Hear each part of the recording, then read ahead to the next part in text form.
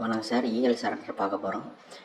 உங்கள் கலைஞர் map open பண்ண உடனே லீவ் ஆப்ஷன் செலக்ட் பண்ணுங்கள். ஹோம் பேஜில் உள்ளே போனோடனே சரண்டர் லீவ் கொடுங்க.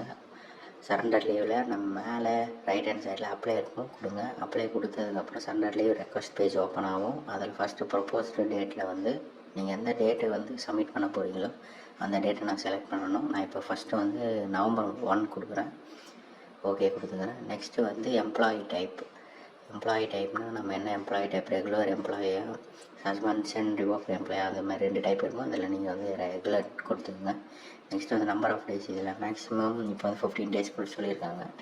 அந்த மேக்ஸிமம் 15 டேஸை நான் செலக்ட் பண்ணுறேன். நீங்கள் மினிமமாக செலக்ட் பண்ணலாம், அது உங்கள் ஆஃபீஸில் கேட்டு செலக்ட் பண்ணிக்கோங்க. அடுத்தது வந்து வேலிடேட் ரெக்வஸ்ட் செலக்ட் பண்ணுறேன். வேலிடேட் ரெக்வஸ்ட் கொடுத்தோடனே அப்ரூவல் குரூப் பேஜ் ஓப்பன் ஆகும். இது வந்து வேரியஸ் அப்ரூவல் குரூப் இருக்கும், எல்லா பில்லுக்கான அப்ரூவல் குரூப்ஸ் இருக்கும்.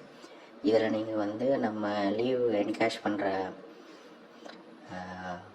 செக்ஷனோட பில் குரூப்பை வந்து தேடி பார்க்கணும். தேடி பார்த்துட்டு அந்த பில் குரூப்பை வந்து நீங்கள் செலக்ட் பண்ணணும். நான் இப்போ எங்கள் ஆஃபீஸோட பில் குரூப் செலக்ட் பண்ணுறேன். செலக்ட் பண்ண உடனே யார் இனிஷியேட்டாக வெரிஃபையர் அப்ரூவ் வரும். ஓகே, அது கரெக்டாக அந்த ஓகே கொடுத்தீங்கன்னா அப்புறம் சின்ன அப்ளிகேஷன் மாதிரி ஓப்பன் ஆகும். எத்தனை டேட் நீங்கள் கொடுக்குறீங்க எல்லாம் அதில் கீழே ஓகே சப்மிட் கொடுத்தீங்கன்னா உங்கள் அப்ளிகேஷன் வந்து சப்மிட் ஆகிடுச்சின்னு வந்துடும், ரெக்வஸ்ட் சப்மிட் ஆகிடுச்சின்னு. அவ்வளோதான். இந்த ப்ராசஸ் வந்து ஆன்லைனில் ஈஸியாக ஆகிடுச்சு. எல்லோரும் ட்ரை பண்ணி ஆன்லைனில் பண்ணுங்கள். தேங்க்யூ.